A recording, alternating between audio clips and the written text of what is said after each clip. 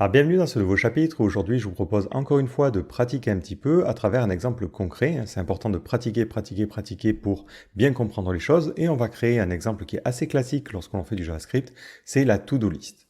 Donc notre objectif, ça va d'abord être de créer quelque chose qui va ressembler à ça avec les to-do list qui vont être chargées depuis un serveur. On utilisera encore une fois JSON placeholder pour ça. Une fois que les to-do list sont chargées, on aura la possibilité aussi d'en rajouter. Par exemple, on pourra ajouter un élément et dès que j'appuie sur Entrée ou lorsque je soumets le formulaire, automatiquement l'élément va être rajouté. Une fois qu'il est ajouté, on a la possibilité de cocher ou décocher la case et d'utiliser des filtres pour ne voir que les éléments à faire ou les éléments qui sont déjà faits. Et enfin, on aura la possibilité de supprimer un élément de notre liste avec cette petite corbeille. Donc, je vous donne déjà la structure HTML et le CSS qui permet d'avoir cette page-là. Et votre rôle, c'est de rajouter le JavaScript qui permette à tout ça de fonctionner. Alors, pour vous donner peut-être une piste, moi, je vous conseille d'utiliser des classes pour représenter votre structure.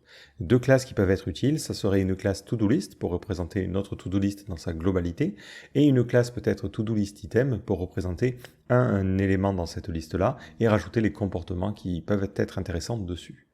Après, je ne vous donne pas plus de pistes que ça, chacun essaiera de le faire à sa façon et je vous proposerai une correction après. Comme d'habitude, ce que je vais vous proposer, ce n'est pas forcément la solution optimale ni la solution à utiliser, c'est une solution parmi tant d'autres. Donc si vous êtes arrivé à votre solution avec un moyen différent, il n'y a pas de problème, c'est une bonne chose. Donc je vous laisse essayer de pratiquer, on corrigera ensuite ensemble.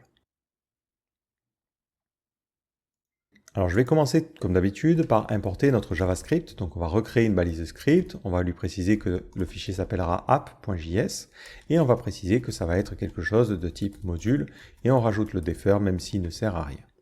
Je vais ensuite aller créer ce fichier app.js à ce niveau-là et on va commencer par la première partie, le chargement des différents éléments dans notre to-do list. Donc à ce niveau-là, je vais contacter le serveur et récupérer les informations. Si vous voulez, vous pouvez réutiliser le code que vous aviez déjà écrit dans les chapitres précédents pour contacter un serveur avec du JSON. Nous, on va réécrire ce code ici.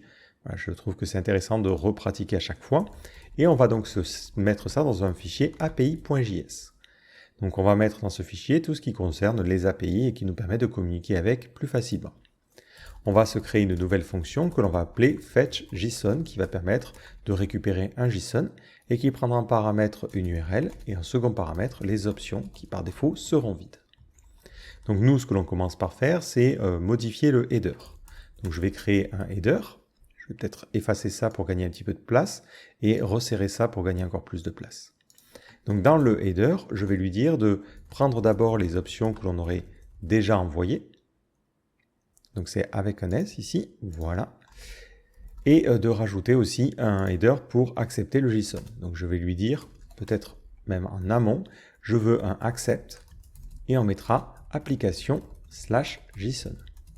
Donc ça c'est quelque chose d'asynchrone, donc on va déclarer notre fonction asynchrone et on va aussi en profiter pour l'exporter.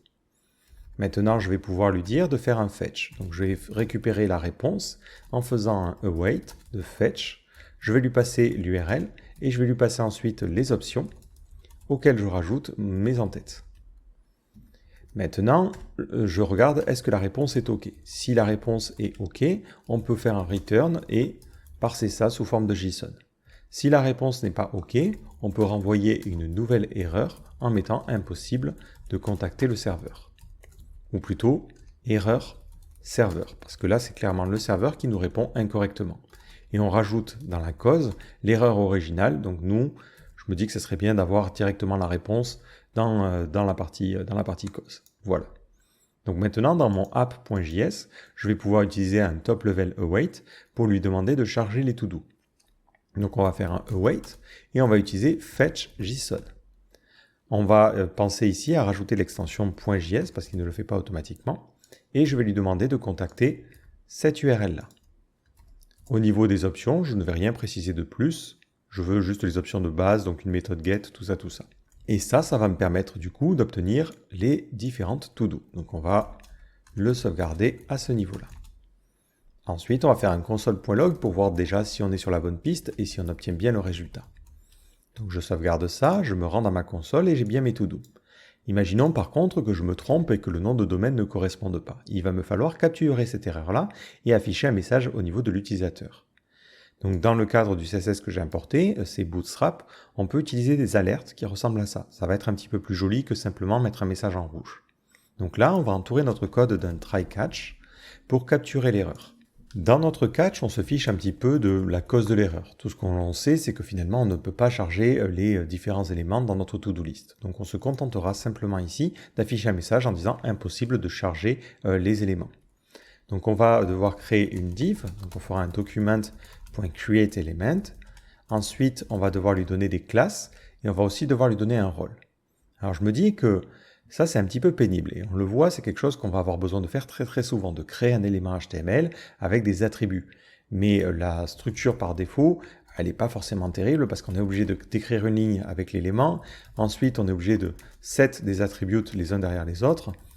Bon, je ne sais pas ce que vous en pensez, mais je trouve que c'est pas super pratique parce qu'on se retrouve souvent avec 4 ou 5 lignes pour créer juste un élément. Peut-être une méthode un petit peu plus pratique serait d'avoir une sorte de createElement. On lui passerait en premier paramètre le type de tag que l'on souhaite utiliser, donc nous ici une div, et ensuite un objet avec les attributs. Par exemple, je lui dirais ici, je veux la classe alert et alert danger. Je veux en profiter aussi pour ajouter le rôle. Ça serait un petit peu plus pratique. Donc là, on va se créer cette fonction-là pour justement aller plus vite par la suite, parce que c'est quelque chose qu'on aura besoin de faire encore et encore.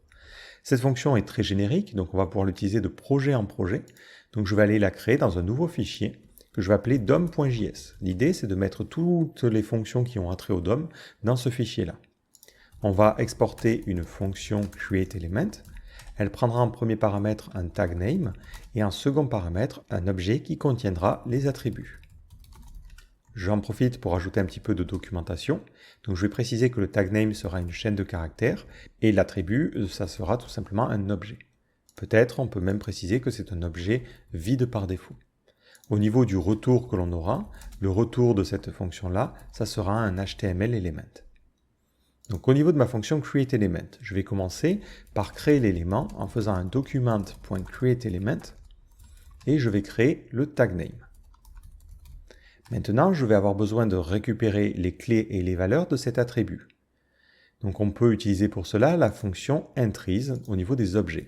Donc si vous cherchez entries, on l'avait vu brièvement lorsqu'on avait parcouru un petit peu les fonctions, mais ça permet facilement d'itérer à la fois sur les clés et les valeurs d'un objet. Donc à ce niveau-là, on peut lui dire for, on va utiliser une constante, ça va être un tableau de taille 2, et on extraira la clé, donc nous on va appeler ça l'attribut, et on extraira aussi la valeur. Et on fera of object.entries, et on lui donnera notre objet d'attribut. Donc ça, c'est une boucle que vous allez assez fréquemment utiliser lorsque vous avez besoin de parcourir un objet de clé-valeur. Maintenant, il me faut faire simplement un element.setAttribute et je lui donne en premier paramètre le nom de l'attribut et en second paramètre la valeur associée. Une fois que cet élément est créé, je peux le retourner. Voilà. Donc si je reviens maintenant au niveau de mon app.js, je peux lui demander d'importer le createElement. Donc je peux réécrire createElement, voilà, pour le forcer à importer ça. Et à ce niveau-là, maintenant, je vais récupérer ma div. Cette div, à l'intérieur, je vais y mettre mon texte. Donc, je vais faire un inner text et mettre impossible de charger les éléments. Ce que vous pouvez aussi faire, c'est modifier votre fonction createElement si vous voulez lui passer un paramètre supplémentaire pour faire un inner text. Moi, je me dis que là, ça ne me gêne pas d'avoir une ligne en plus à ce niveau-là. Et après, on va rajouter ça au niveau de mon body. Donc, je vais faire un document.body.append et rajouter ma div. Peut-être cette div-là, je vais la renommer alert element. Voilà. Pour avoir un nom de variable qui est plus clair quand on le relit. Div, c'est un peu trop générique à mon sens. Donc, si je reviens au niveau de ma page ici et que je réactualise, on va voir en bas qu'on a notre petite alerte. Alors, peut-être, nous, ça serait plus judicieux effectivement de la mettre en amont, prepend. Pour qu'il y ait un petit peu d'espace, on va rajouter ici, au niveau de la classe, un peu de marge autour, et voilà. Donc là, on a comme ça ce système-là qui nous permettra d'afficher une alerte pour indiquer qu'il y a un problème. Donc dans le cas contraire, on est ici, on n'a pas de problème, on peut continuer. Donc notre objectif, ça va être de construire cette structure-là. Donc au niveau de mon HTML, dans ma liste, je vais temporairement commenter cette partie-là. Je vais la garder parce que je vais avoir besoin de la structure HTML d'un élément, et ensuite on va supprimer le reste. Voilà. Maintenant, notre objectif, c'est de créer le code qui va venir remplir tout ça. Et comme je vous l'ai dit, on va utiliser des classes pour mieux organiser notre code. Alors finalement, on aimerait bien créer une sorte de composant qui va représenter une to-do list. Donc je vais aller créer un nouveau dossier. Je ne vais pas mettre ça dans Functions parce que ça ne va pas être des fonctions, mais je vais créer un nouveau dossier Components. Et dedans, je vais créer un fichier que je vais appeler todo-list.js. Alors je mets ça moi en majuscule, c'est une convention personnelle parce que ma classe va s'appeler to-do-list. Dedans, je vais exporter ma classe to-do-list. L'objectif de cette classe, ça va être d'être construite avec des éléments. Donc on va lui dire, je vais te construire en te passant des to-do. Donc c'est l'ensemble des tâches que l'on va avoir besoin de faire. Ensuite, je me dis, ce serait intéressant d'avoir une méthode append to qui permette d'indiquer à quel élément on souhaite rajouter notre to-do list. Et là, on lui dirait, j'ai envie d'ajouter ça à notre div ici. Donc là, ça prendra en paramètre un élément et ça ferait la logique pour ajouter notre to-do list à cet élément-là. Et enfin, dernier petit réflexe, lorsque j'utilise le constructeur, je vais commencer par initialiser les propriétés. Et là, on va s'imaginer que c'est une propriété pour l'instant qui est privée parce qu'on n'en aura pas besoin depuis l'extérieur. Donc au niveau de mon index.html, je vais finalement commenter tout le reste. Voilà, comme ceci. Je vais ensuite, au niveau de mon app.js, lui préciser que je veux construire une nouvelle to-do list. Donc on va l'appeler list égale new to-do list. Je l'importe aussi en haut. Et ensuite, je vais préciser que je lui passe la liste des to-do. Une fois que j'ai cette liste, je vais lui dire « J'aimerais bien que tu la rajoutes à l'élément qui a l'ID. » Et l'ID, c'était to-do list. Voilà. Donc là, on a une structure qui est assez simple à comprendre au niveau du code. On crée une to-do list et ensuite on choisit de l'ajouter à l'élément que l'on souhaite. Bon, il râle un petit peu à ce niveau-là parce qu'on n'a pas défini la propriété privée en amont. Donc ça, c'est pas bien grave. On lui dira que ici, par défaut, to-do sera un tableau vide. Et là, on n'a pas de problème, si ce n'est qu'on a laissé l'alerte parce qu'on a mis une URL qui est incorrecte. Donc dans notre append-to, il va falloir commencer par créer la structure HTML. Donc on ne va pas s'embêter ici, on va tout simplement prendre tout notre code, comme ceci, donc toute la partie formulaire et la partie main, et on va lui dire, lorsque je fais un append, je veux que tu prennes l'élément, et que tu fasses un inner HTML, et que tu mettes toute cette structure-là. Je vais utiliser des backticks pour que ça soit un petit peu plus simple. Autre petit détail, je ne fais pas correctement ma documentation ici, donc je vais déjà documenter à quoi ressemble une to-do grâce au système de type def. Donc je vais faire un @typedef, ça va être un objet que je vais appeler todo. Cet objet, il va avoir différentes propriétés. Je ne suis pas intéressé forcément par le user ID, mais tout le reste m'intéresse. Je vais donc rajouter une propriété qui sera de type number et qui sera l'ID. Ensuite, on aura une propriété title qui sera une chaîne de caractères. Et enfin, on aura un booléen pour completed qui permettra de savoir si la tâche a été complétée ou non. Maintenant que j'ai ce type-là, je vais pouvoir l'utiliser et je vais ici lui dire que le type de cette variable-là, c'est quelque chose de type todo et c'est un tableau de todo. Pareil, dans le constructeur, je vais préciser que le paramètre que l'on attend, ça va être un tableau de todo. Au niveau du append-to, je vais lui préciser que moi, ce que j'attends encore une fois, c'est un HTML element. Voilà, donc je documente tout, c'est important. Si j'essaie maintenant de re-regarder ma page, on voit bien que ça rajoute la structure HTML et si jamais on avait une erreur, encore une fois, donc si je reviens dans mon app.js et que je mets une URL incorrecte, on n'a aucun élément d'interface qui s'affiche, donc c'est impeccable. Donc là, on va avoir besoin de créer chaque élément dans notre liste et ensuite de rajouter des comportements. Donc on pourrait tout à fait, dans le inner HTML, générer la liste directement sous forme de chaîne de caractères. Le problème, c'est qu'après, on va devoir ajouter des comportements et lui dire, quand tu cliques sur la poubelle, il faut que tu supprimes. Quand tu vas cliquer sur la checkbox, il faudra peut-être que tu fasses des choses. Donc ça risque d'être après un peu compliqué parce qu'on va devoir ajouter des événements et c'est plus simple de travailler avec des petits morceaux de code qui contiennent leur propre logique. Donc je me dis que là, ce qui serait intéressant, c'est d'avoir une classe pour représenter un élément. Donc on va créer une nouvelle classe.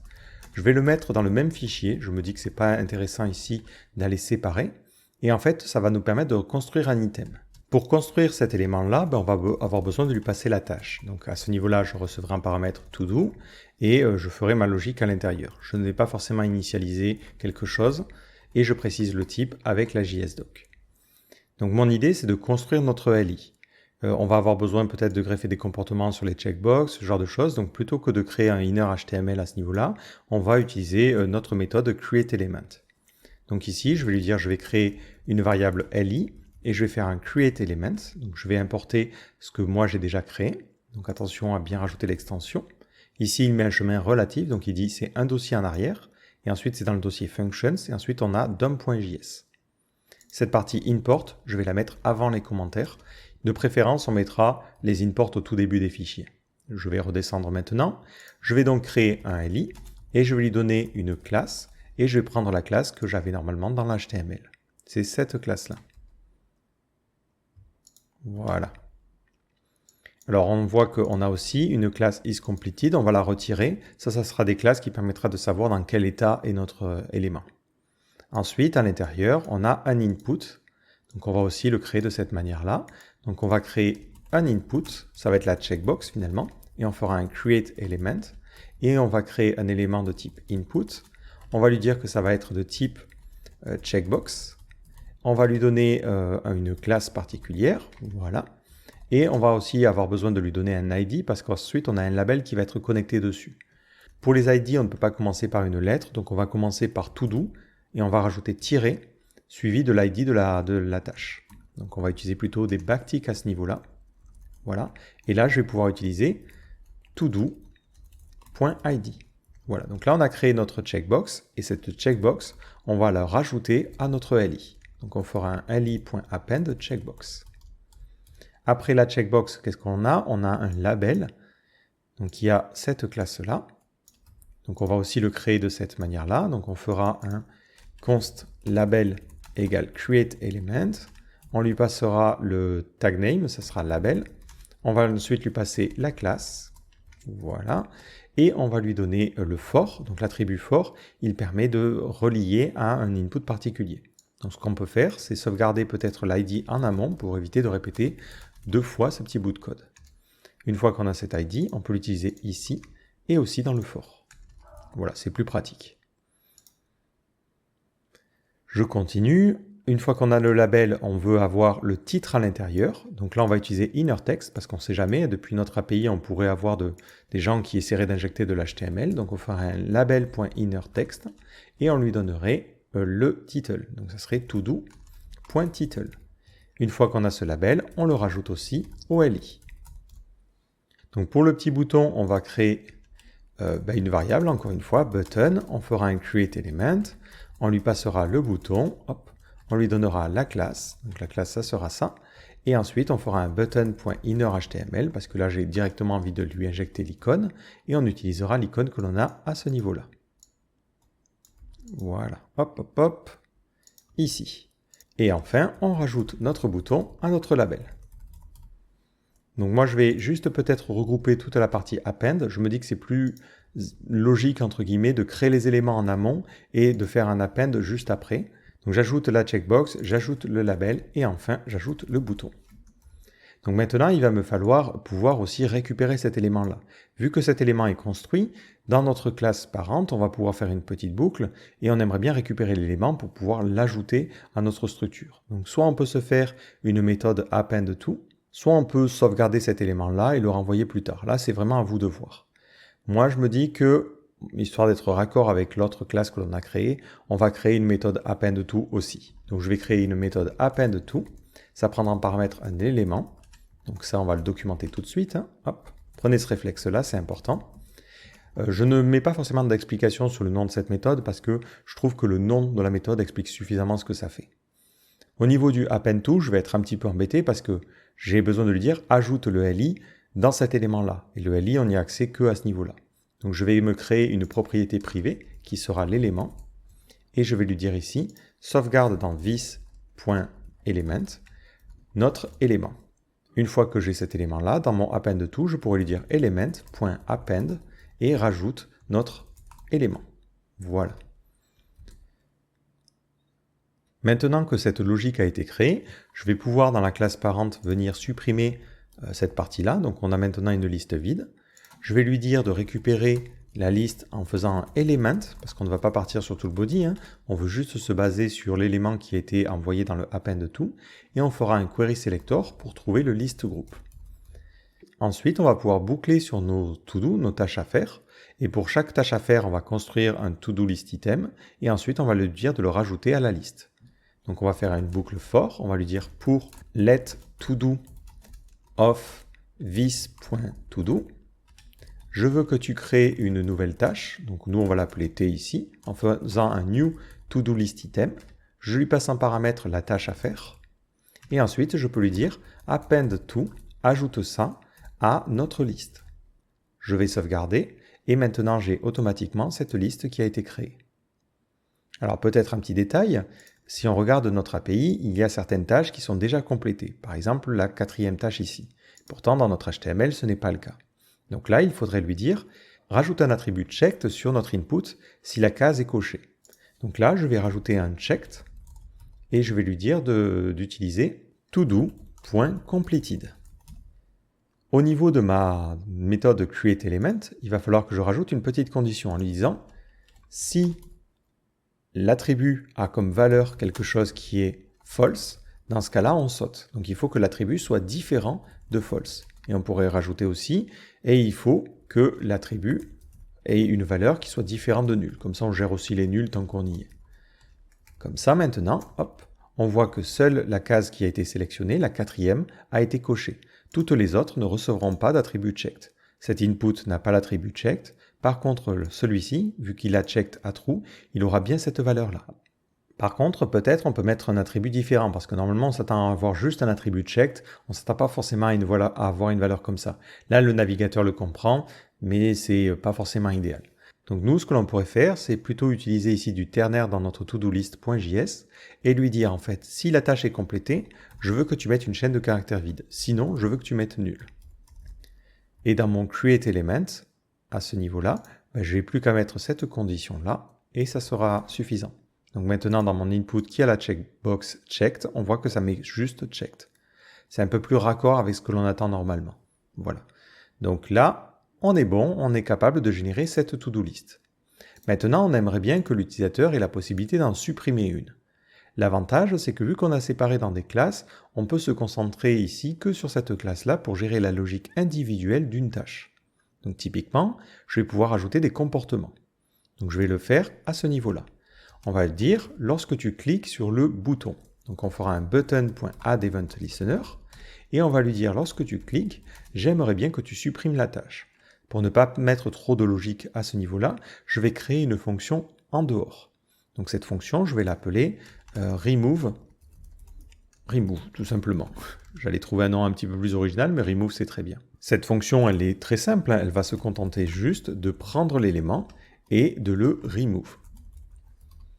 Donc au niveau de mon addEventListener, je pourrais être tenté ici de faire juste un this.remove pour lui passer la fonction. Mais attention, si on fait ça, on a vu les EventListener, ils appellent la fonction avec un bind particulier, donc this ne fera pas référence à ce que l'on pourrait imaginer, mais fera référence au courant de target. Donc ça ne nous va pas, donc on va utiliser une petite fonction fléchée. Voilà. Si on veut empêcher le comportement par défaut du bouton, il faudra lui passer l'événement. Donc on pourra ici lui dire qu'on aura un paramètre qui sera de type pointerEvent, vu que c'est un événement de type click, et on lui demandera de faire un e.preventDefault pour empêcher le comportement par défaut. Voilà. Donc je vais cliquer sur cette tâche-là, et on voit que cette tâche-là est bien supprimée. Impeccable. Donc maintenant on va passer à ce formulaire-là. On aimerait bien être capable d'ajouter un élément. Donc l'avantage, c'est qu'on a déjà posé une partie de la logique. Quand je vais soumettre le formulaire, je vais récupérer ce qui a été mis dans ce champ, créer un nouveau élément to-do, et ensuite je vais pouvoir instancier un nouveau to-do list item pour pouvoir l'ajouter à ma liste. Donc à ce niveau-là, je vais avoir besoin de récupérer le formulaire. Donc je ferai un element.querySelector, je vais trouver le formulaire, il n'y en a qu'un seul, donc je n'ai pas besoin d'un sélecteur plus spécifique, et je vais lui dire directement, je veux que tu ajoutes un event listener submit. Et en second paramètre, je vais lui passer une fonction fléchée pour éviter aussi que le this se fasse modifier. Et je vais appeler une fonction dans mon objet. Alors là, il y a plusieurs conventions. Certaines personnes mettent onSubmit, donc ils mettent on suivi du nom de l'événement. D'autres préfèrent utiliser handle parce que ça traite l'événement. Nous, on va ici utiliser onSubmit. Donc, on va faire un vis.onSubmit et on lui passera l'événement. Donc, à ce niveau-là, je vais pouvoir créer cette méthode-là. Donc, c'est onSubmit qui prendra en paramètre l'événement qui sera de type submitEvent. Voilà. Donc, qu'est-ce que fait cette fonction? Comme d'habitude, on prevent default parce qu'on ne souhaite pas envoyer le formulaire. Ensuite, on va avoir besoin de récupérer le title qui a été rentré. Donc, le title, hop, si on regarde notre input ici, est-ce qu'il a un name? Il a un name title, impeccable. Donc, à ce niveau-là, je vais pouvoir lui dire, je veux récupérer un new form data. Je vais lui passer en paramètre le formulaire, donc c'est le current target. Sur ce form data, je vais faire un get et je vais lui demander de récupérer la valeur qui correspond au champ qui s'appelle title. Et ça nous donne un objet un peu spécial. On peut utiliser toString pour s'assurer d'avoir une chaîne de caractères. Si ensuite je fais un console.log de title et que je regarde ma page, hop, si je clique sur ajouter, j'ai bien mon titre et on voit que le formulaire n'est pas soumis. Impeccable. Première chose que je peux vérifier, c'est regarder, est-ce que le titre n'est pas vide? Par défaut, j'ai ici mis un attribut required, ce qui fait que si jamais on réactualise la page et qu'on essaie de soumettre, on n'arrive même pas dans cet événement. Si on a des règles de validation qui sont mises dans l'HTML, ces règles-là prennent le précédent. Par contre, ce qui peut se passer, c'est que l'utilisateur peut mettre des espaces. Donc dans ce cas-là, on va lui dire, au niveau du title, je veux en plus en profiter. Hop là. Désolé, j'ai cliqué. Je veux en profiter pour trim la chaîne de caractères. Trim, ça permet de retirer les espaces en début et en fin de chaîne. Et lui dire, si le title est vide, dans ce cas-là, je return. Je ne vais pas plus loin parce que on ne va pas vouloir créer des tâches qui sont vides. Donc si je fais ça et que je clique sur ajouter, il ne se passera rien. Maintenant, on peut continuer. Donc là, l'idée, ça va être de créer une to-do. Donc on va faire un const to-do égal. On a besoin de lui passer un ID. Pour l'idée, on ne va pas s'embêter. On va, soit on peut mettre un nombre qui s'incrémentera, soit on peut donner un timestamp, sachant qu'on peut se dire que c'est quasi impossible de créer une même tâche en 1 milliseconde. Ensuite, on va lui passer le title. Le title, c'est ce que l'on a ici. Donc c'est plutôt facile. Et on peut même retirer cette notation-là. Ensuite, on va lui passer completed. Par défaut, la tâche n'est pas complétée. Maintenant que j'ai cette to-do, c'est super parce que je vais pouvoir l'utiliser dans mon constructeur ici. Donc je vais créer un nouvel item en faisant un new to-do list item. Je lui passe ma tâche et je vais pouvoir lui dire, maintenant j'aimerais bien que tu rajoutes ça à mon élément. Donc mon élément, c'était le list group. Et là, je suis un peu bêta parce que finalement, je n'ai pas accès à cet élément-là. Donc ça veut dire peut-être que ça peut être intéressant de créer une propriété pour pouvoir y avoir accès. Donc je vais dupliquer cette ligne-là.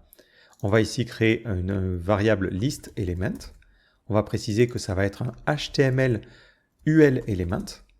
Voilà, donc ça c'est pour être extra précis, mais vous pouvez mettre un simple HTML element, ça marcherait tout aussi bien. À ce niveau-là, plutôt que de simplement créer cette variable list, je vais lui dire de créer et de mettre la valeur dans list element. Attention, il faudra aussi modifier l'autre occurrence de liste qui est ici. Maintenant, à ce niveau-là, je peux lui dire, je vais utiliser mon append_to et je veux que tu rajoutes ça dans mon list element. Je vais descendre un petit peu mon inspecteur, je vais essayer de rajouter une tâche et dès que j'appuie sur Entrée, on voit que cette tâche est rajoutée. Le problème, c'est qu'elle est rajoutée en fin de chaîne. Ça ne me va pas trop bien. Donc là, on a deux solutions. Soit on crée une nouvelle méthode prepend_to à ce niveau-là, soit on se dit que est-ce que c'est vraiment le rôle de cette fonction de gérer comment elle va être ajoutée au reste? Moi, personnellement, je me dis que non. Donc plutôt que d'avoir ça, je pense que ça serait plus logique d'avoir un getter qui nous permettrait d'avoir l'élément associé. Donc cette méthode-là, elle retournerait un HTML element et elle se contenterait de retourner la propriété privée element. Ce qui fait que maintenant, lorsque à ce niveau-là, je fais un append_to, ça ne va plus marcher. En fait, on partira de notre list element et on lui dira, il faut que tu prépendes l'item.element. À ce niveau-là aussi, je ne vais plus avoir besoin de faire un append_to, je vais pouvoir partir de mon list element et lui dire, j'aimerais bien que tu appendes et que tu appendes la tâche. Et sur cette tâche-là, je veux l'élément aussi. Si je sauvegarde maintenant, on voit que la structure marche toujours aussi bien. Et si j'ajoute un élément, automatiquement il est ajouté en début de chaîne. Le petit problème, c'est qu'on aimerait bien peut-être vider ce champ-là. Donc vous avez plusieurs solutions. La première, c'est de récupérer l'input et de définir une value qui est vide, et dans ce cas-là, ça videra le champ. Sinon, sur les formulaires, vous avez une méthode qui est plutôt cool. Donc si je vous montre les HTML form element, donc vous avez quelques petites méthodes dessus, et on a une méthode reset qui permet de réinitialiser la valeur du formulaire à son état initial. Ça prend tous les champs et ça les réinitialise.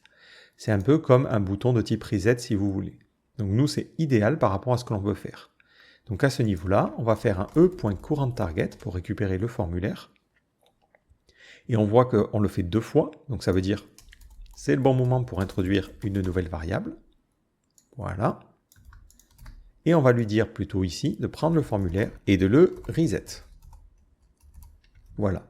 Donc si je reviens sur ma page, je réactualise, je mets ajouter, j'appuie sur entrée, la tâche est ajoutée, le formulaire est réinitialisé. On voit aussi qu'on ne perd pas le focus, donc automatiquement on est refocus sur ce champ-là. Et on peut ajouter une autre tâche et continuer. Voilà. Et on peut ensuite les supprimer, c'est fonctionnel. Donc on arrive à la partie qui peut sembler un petit peu compliquée, c'est ce système de filtre. Alors là, on a 2 solutions. La première, c'est de gérer cette logique-là entièrement en JavaScript. On pourrait se créer sur ce to-do list item une méthode hide et une méthode show pour afficher ou masquer l'élément. Hide ferait un display none et show retirerait le display sur chaque élément. Et ensuite, on pourrait détecter quand on coche une des cases et on afficherait ou on masquerait les éléments en fonction.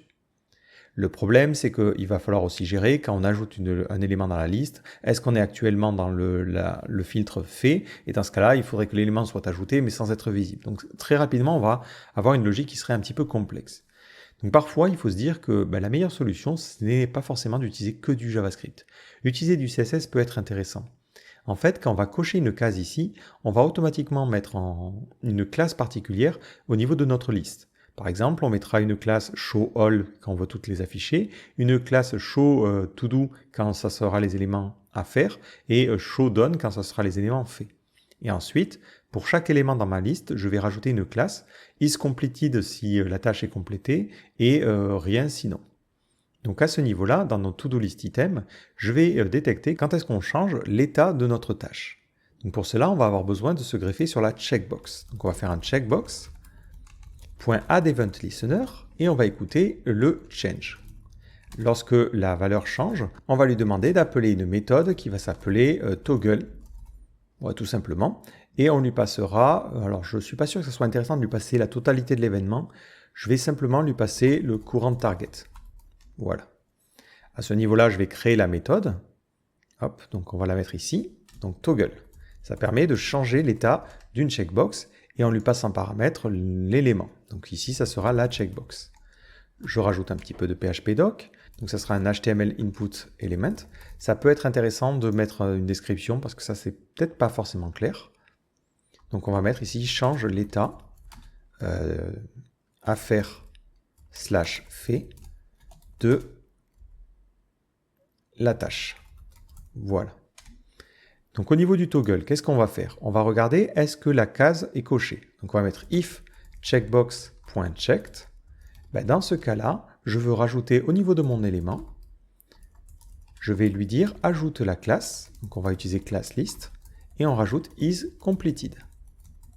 Dans le cas contraire, je veux que tu supprimes cette classe-là. Donc on fera un remove. Si maintenant je réactualise, le problème c'est que cette tâche-là, lorsqu'elle arrive dans la structure HTML, j'aimerais bien qu'elle ait déjà la classe isCompleted.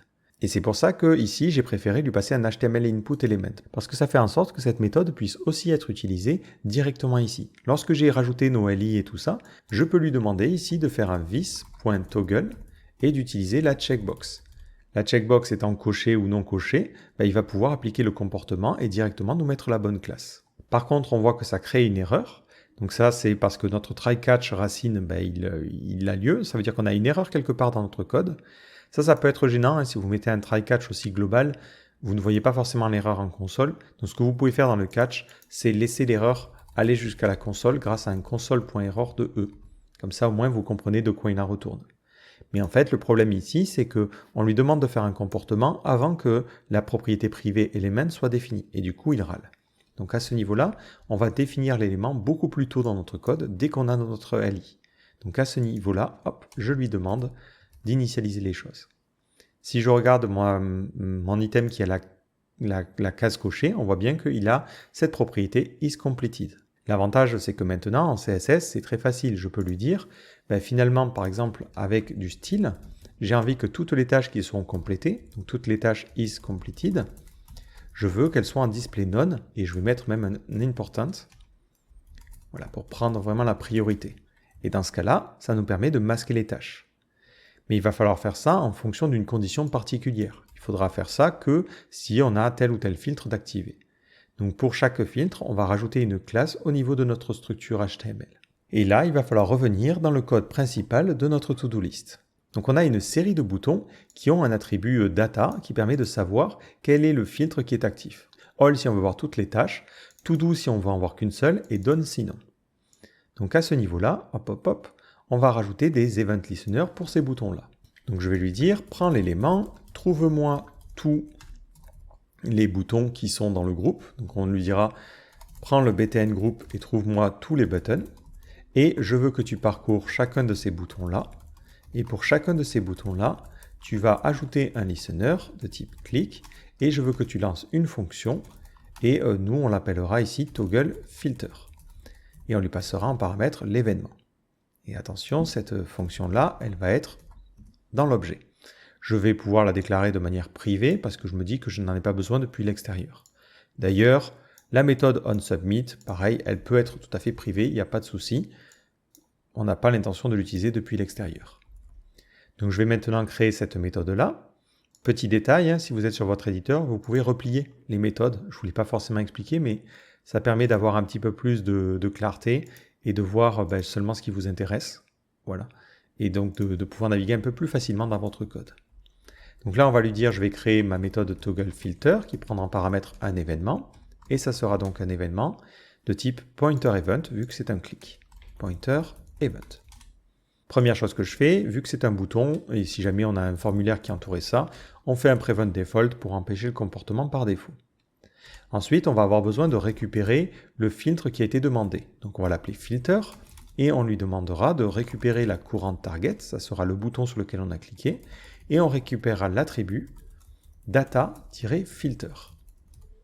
Si je regarde en console, je vais me faire un petit console.log de filter, et je vais regarder, est-ce que je détecte bien le clic? C'est effectivement le cas. Première chose que je peux faire, c'est faire en sorte que ce bouton-là soit actif. Donc là, je peux lui dire, fais un e.couranteTarget et rajoute la classe active. Si je fais ça, lorsque je clique sur un élément, il a bien la classe active. Le problème, c'est qu'il faudrait supprimer la classe active de l'élément qu'il avait au préalable. Ici, le tout par exemple. Donc là, on peut utiliser un e.couranteTarget pour trouver le bouton sur lequel on a cliqué, remonter à l'élément parent, faire un query selector pour trouver l'élément qui est actuellement actif, prendre ça en class list et le supprimer. Voilà. Comme ça, dès que je clique sur un élément, l'élément qui avait actuellement la classe active ne l'a plus et on peut comme ça toggle nos différents éléments. Donc ça, c'est la partie visuelle du filtre. Maintenant, on va mettre une petite condition. On va lui dire si le filtre est égal à to-do. Ça veut dire qu'on veut afficher les tâches qui sont à faire. On va prendre notre élément qui contient la liste et on va lui rajouter une classe particulière. Alors je me dis que ça serait intéressant d'avoir deux classes. Une classe qui permettrait de masquer les tâches complétées et une classe qui permettrait de masquer les tâches à faire. Donc si j'ai ici la tâche à faire, ça veut dire que je veux masquer les completed. Donc je vais mettre une classe hide completed. Par contre, je ne veux pas qu'on ait la classe. Donc on fera un remove hide to do. Maintenant, on a un autre cas. Si le filter, il est égal à... Alors c'était quoi? C'était... si je reviens dans ma liste... C'était done. Si mon filter, il est à done, ça veut dire que je veux masquer les tâches qui sont en to do. Donc je vais lui dire, dans ce cas-là, je veux que tu rajoutes un hide to do. Par contre, je veux que tu retires le hide completed parce qu'on veut justement afficher les tâches qui sont complétées. Et ça sera un else if. Dans le dernier else, ça veut dire qu'on est sur le petit bouton tout. Ben, dans ce cas-là, on supprimera les deux classes. On ne veut masquer aucune des tâches de notre liste. Donc on supprimera la classe IDToDo et IDCompleted. Je vais faire un essai maintenant. Si je reviens au niveau de mon élément, je vais regarder mon UL, celui qui entoure nos listes. Donc on voit que par défaut, il n'a pas de classe. Et si je clique sur Affaires, on voit qu'on a un IDCompleted. Il masquerait les tâches complétées. Et si je mets un fait, il masquerait les tâches à faire. Donc il ne me reste plus qu'à faire du CSS pour que la magie opère. Donc dans mon index.html, je vais rajouter un tout petit peu de CSS et je vais lui dire, si on est sur un IDCompleted et que la tâche est complétée, ben dans ce cas-là, il faudrait mettre un display none en important. J'essaie de réactualiser, je fais un affaire et on voit bien que ça masque les tâches complétées. Ensuite, si on est dans le cas IDToDo, ça veut dire qu'on veut masquer les tâches qui n'ont pas la classe completed. Donc je vais lui dire, trouve les éléments qui n'ont pas la classe isCompleted. Alors le problème, c'est que ça sélectionnerait un peu trop d'éléments. Donc je vais lui dire, sélectionne que les to-do qui sont comme ça. Donc je vais lui dire, trouve les to-do qui n'ont pas la classe isCompleted. Et dans ce cas-là, lorsque je clique sur Affaires, ça masque les tâches à faire. Lorsque je clique sur Fait, ça masquera les tâches qui sont à faire. Et lorsque je reviens ici, ça me les réaffiche toutes. Si je suis sur la partie filtre avec le Affaires et que je rajoute une tâche, elle va bien s'ajouter, mais elle ne se verra pas parce qu'on a toujours le filtre qui est actif.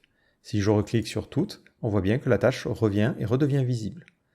Donc parfois, il faut faire une petite combinaison entre du CSS et du JavaScript pour arriver à notre résultat final. Et là, vous avez un cas d'utilisation du JavaScript pour créer un élément un petit peu dynamique sur une page et qui permet de gérer différentes choses. Et comme d'habitude, j'insiste vraiment sur ce point, ce que je vous propose ici, c'est une des solutions. Ce n'est pas forcément vraiment la meilleure, ce n'est pas forcément la seule. Donc si vous êtes arrivé à cette solution-là d'une autre manière, c'est très bien. Si jamais vous avez des questions sur peut-être votre solution ou votre approche, vous pouvez venir sur le chat, poser votre question, peut-être montrer votre code. Et comme ça, vous aurez peut-être un retour sur est-ce qu'il y a des choses que vous pourriez améliorer, est-ce que vous étiez dans la bonne direction, voilà. Donc pour la suite de cette formation, on va garder cet exemple-là en tête. Donc ne supprimez pas le code parce qu'on va rajouter des fonctionnalités par-dessus et ça va permettre de découvrir des choses. Par exemple, on va voir comment on peut faire en sorte que tout soit persistant. Typiquement, ça serait bien que si je réactualise la page, je garde les tâches que j'ai déjà créées. On va voir comme ça comment utiliser le stockage. On va aussi découvrir comment on peut faire en sorte d'éviter d'avoir des gros inner HTML dans notre code. Comment on peut améliorer un petit peu certains éléments de syntaxe. Et on va découvrir des fonctionnalités supplémentaires au niveau de notre code. Et j'utiliserai cette base pour vous montrer des cas pratiques pour chacune des nouvelles fonctionnalités que l'on va découvrir. Donc j'espère que ce TP s'est bien passé, j'espère que vous avez réussi un petit peu à avancer par vous-même dessus, et je vous donne rendez-vous dans le prochain chapitre.